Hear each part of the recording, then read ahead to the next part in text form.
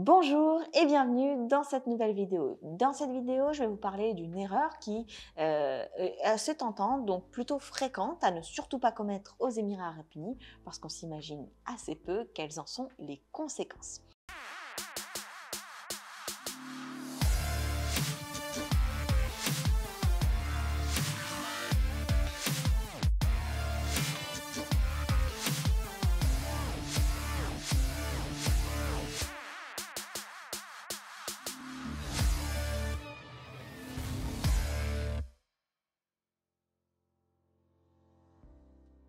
Lorsqu'on souhaite s'installer aux Émirats Arabes Unis, il y a plusieurs possibilités.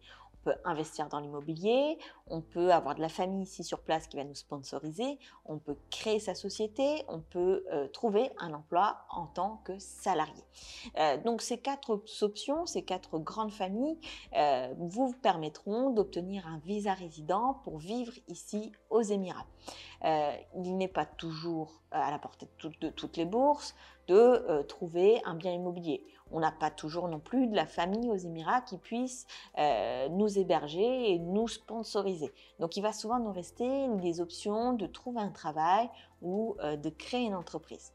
Lorsqu'on est freelance, par exemple dans un domaine, je ne sais pas, type marketing ou coach sportif, ce que c'est souvent des coachs sportifs qui tombent dans ce type d'histoire.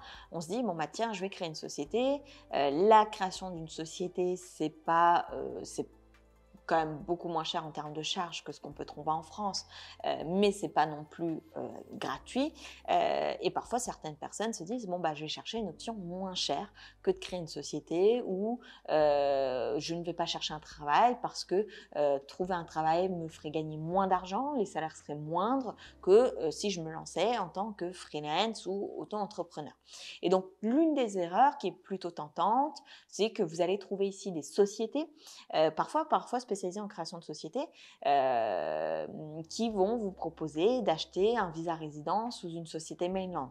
Ou alors, vous allez avoir un copain, une connaissance ici aux Émirats qui a une société qui va vous proposer d'acheter un visa résident sous sa société. Pourquoi c'est tentant? Tout simplement parce que acheter que le visa résident, ça coûte forcément moins cher que de créer une société et un visa résident.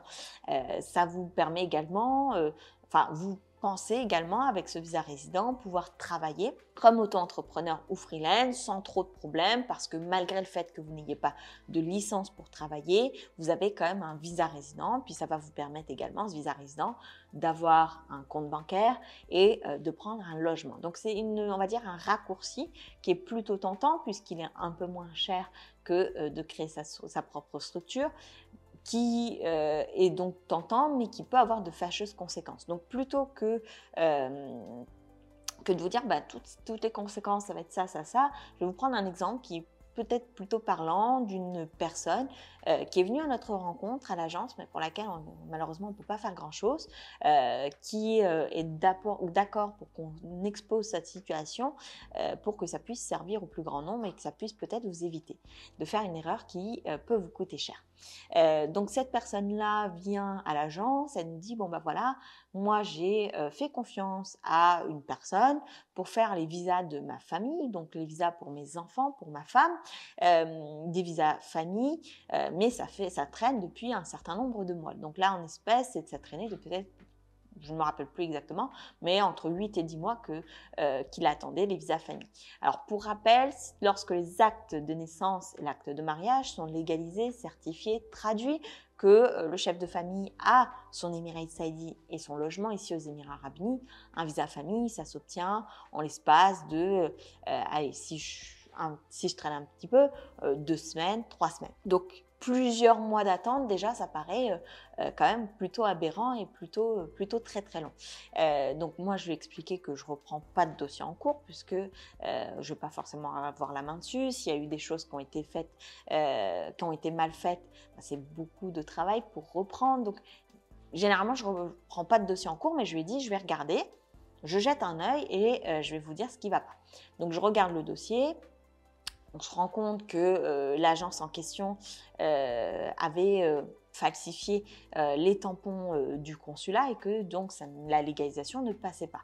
Donc on se dit, c'est pas très grave du point de vue du client, lui il n'avait rien fait de spécial.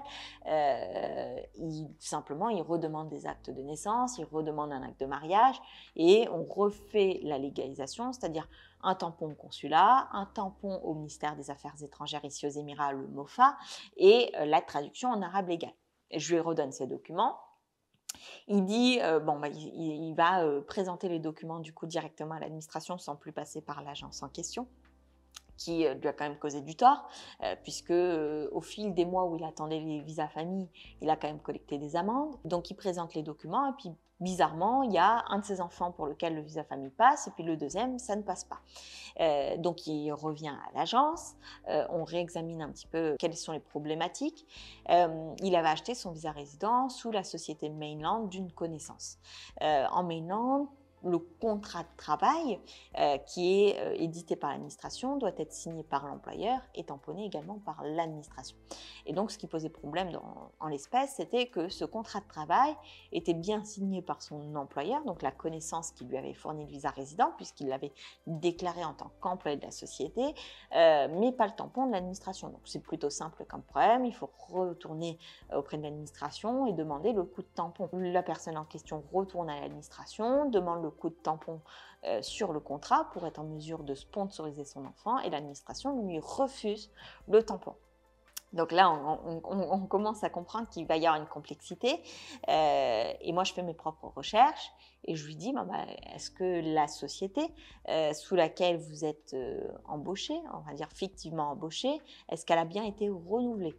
Et là, il ne sait pas, donc on fait nos petites recherches et la société n'a jamais été ni renouvelée ni fermée. Donc à l'heure actuelle, il a un visa résident sous une société qui légalement n'a plus de droit à travailler, qui n'a plus le droit d'avoir des employés puisqu'elle n'est ni renouvelée ni fermée.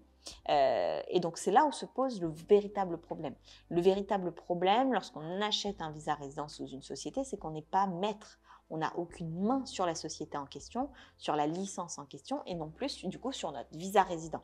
Parce que du coup cette personne-là ne peut pas du coup sponsoriser, c'est pas passé pour son dernier enfant, donc ne peut pas sponsoriser son dernier enfant puisqu'il ne peut pas avoir le tampon d'administration puisque la société n'existe plus légalement.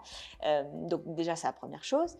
Il ne peut pas renouveler son visa résident lui-même puisqu'il n'a pas la main sur la société. Il ne peut pas s'auto-sponsoriser via une société qu'il ne maîtrise pas et il ne peut pas non plus annuler un visa résident sous une société qui n'est pas la sienne.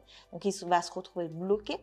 Là pour le moment il a un visa résident qui est encore valable peut-être 1 an, 2 ans, mais il va se retrouver bloqué au moment de l'expiration du visa résident puisqu'il ne pourra ni annuler son visa pour le refaire, ni le renouveler, il va se retrouver complètement bloqué. La seule chose qu'il puisse faire dans son cas de figure, c'est de reprendre contact avec la connaissance en question pour que la connaissance fasse les démarches nécessaires en termes de renouvellement ou de fermeture de société, ou alors commencer des étapes, commencer une procédure administrative et judiciaire pour pouvoir faire fermer, annuler son visa résident, mais ça ne va pas être une mince affaire non plus.